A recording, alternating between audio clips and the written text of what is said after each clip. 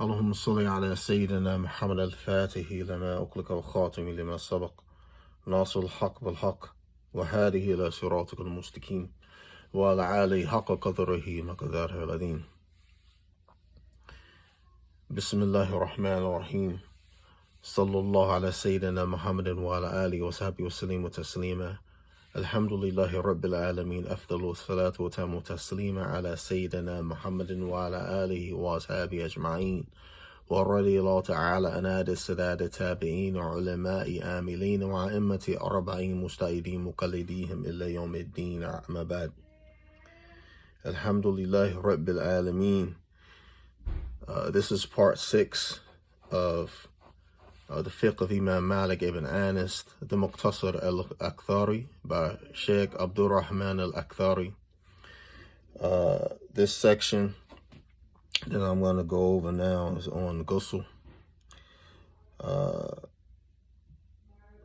Bismillah ar-Rahman ar-Rahim. Faslu yajibu ghusl min thalathati ashya'i janabati wa haidi wa nifasi. فجنابة قسمان أحدهما خروج ماني بلذات معتادات في نوم أو يقظات بجماع أو غيره. والثاني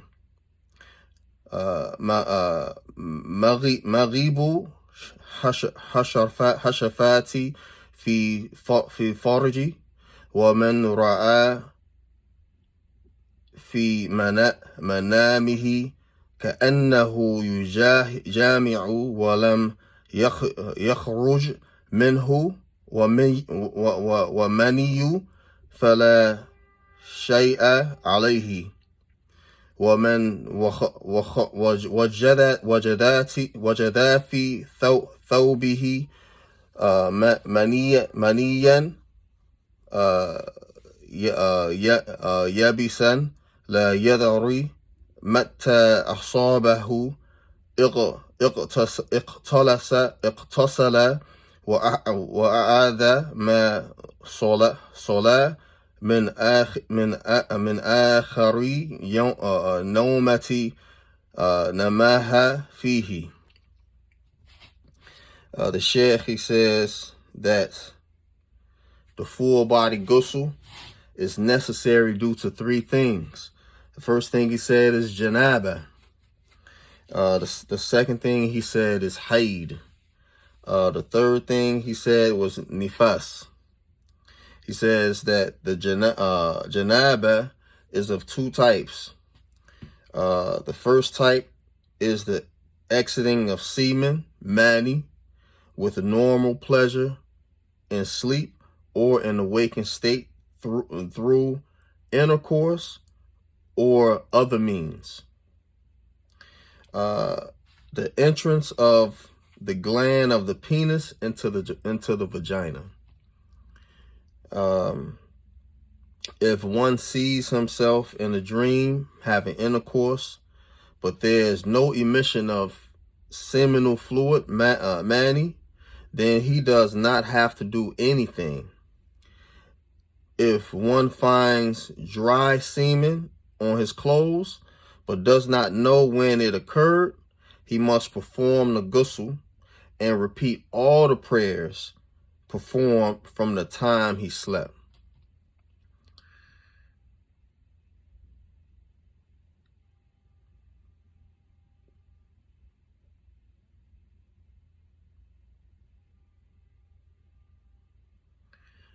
And faslu fara'id ghusli niyatu inda shuru'i وفروا وذلقوا والأمور عموم. The Shaykh, he says the obligations of ghusl are niyyah at the beginning, continuity. 2, rubbing. And 4, covering the whole body.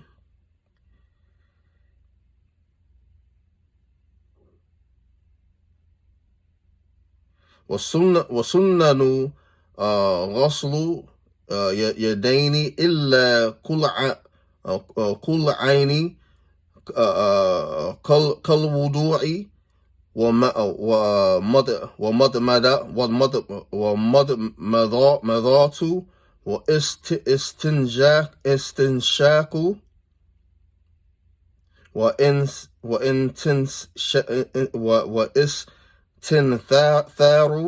وغسل سماخ عدوني وهي ثقبات داخلات في رأسي وأما صحفة عدوني فيجب غسل ظاهرها وباطنها. And the Shaykh, he says the sunnahs, the sunnah of ghusl are that you wash the hands up to the wrist in wudu, rinse the mouth, sniffing water into the nose, blowing water out the nose, washing the simach of the ears, and it is the outer ear canal. As for the earlobe, one must wash the outer and the inner portion.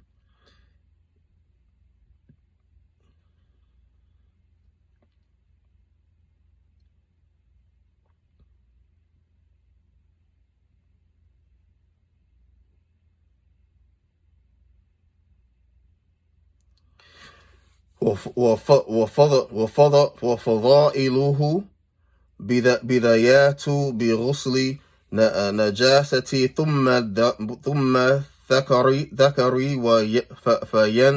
فينوي عنده ثم أعضاء وضوعي مرة ثم على جساده وتثليث غسل رأسي وتقديم شق جساده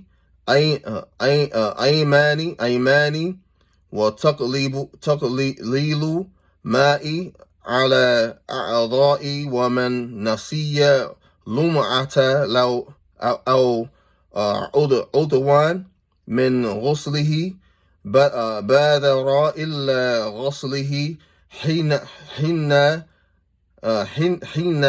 تذاكره ولو بعد شهر وعاد ما صلى قبله وإن أخاره بعد ذكره بطال غسله فإن كان في أعضاء وضوء وصادفاه غسل وضوء أجزاءه.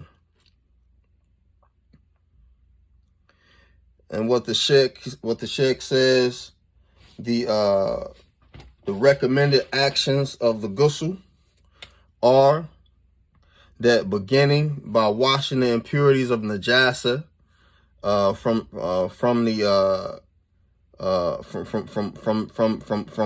off the body, then rinse, wash the penis and making the intention at that point.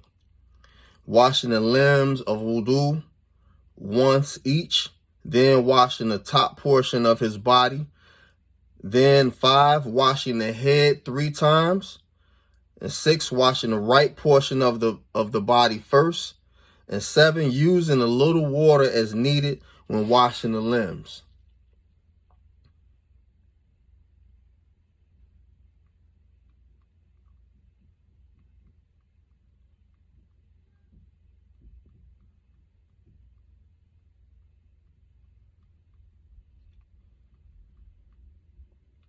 The Shaykh, he says further, فصل لا يحل للجنوب دخول مسجد ولا قراءة قرآن إلا آيات ونحوها للتعاود ونحوه ولا يجوز لمن لا يقدر على ماء بريد أن يأتي زوجته حتى يعود الآلة إلا أن يحتلم فلا شيء عليه. He says, and if one forgets to wash a portion of his body or the entire limb during his ghusl, he should wash that immediately after he remembers, even if it is after 1 month. He then must repeat all prayers made with that ghusl. If he delays washing the area once he remembers it, his ghusl is invalid. If he missed a portion, if the missed portion was in the limbs of wudu, it was washed during wudu, it is sufficient. It is not permissible for a person in the state of janaba to enter the masjid to recite the Quran, except for an ayat or the like for the purpose of protection. It is not permissible for the person who is not able to use cold water to go to his wife until he prepares the tools needed to heat the water. If he has a nocturnal emission, then there's nothing is required of him. Subhanakallahumma wa bihamdika ashhadu an la ilaha illa anta astaghfiruka wa atubu ilayk. Subhana rabbika rabbil izzati ma yasifun wa salamun ala mursalin walhamdulillahi rabbil alamin birahmatika ya arhamar rahim wa salatu wassalamu ala rasulika ameen. This concludes the section on the ghusl.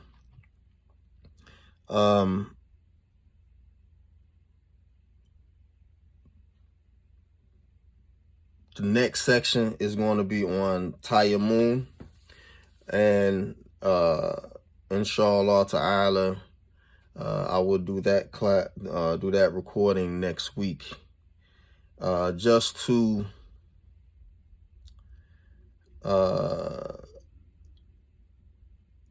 give this explanation and description of ghusl is really sufficient for the one who is following the method. You mean for the worshiper. In other texts like the Risala and other texts, Al-Izziya, it goes into a little bit more detail than this text does. And because of the sake of recording time, without making this a part 2, a part 1 ghusl and a part 2 of the section on ghusl, I'm going to end it here without any explanation. And